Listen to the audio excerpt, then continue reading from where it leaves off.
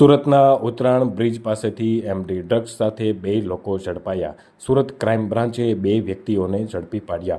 ₹3 લાખના MD drugs સાથે લોકોને ઝડપ્યા। ડ્રગ્સ, ઇન્જેક્શન, રોકડ રૂપિયા, 4વ્હીલર ગાડી, વજન કાંટો સહિત કુલ ₹9 લાખથી વધુનો મુદ્દામાલ જપ્ત કરાયો। બંને આરોપીઓ વિરુદ્ધ પોલીસે એનડીપીએસ એક્ટ મુજબનો ગુનો નોંધી અને તપાસ હાથ ધરી છે।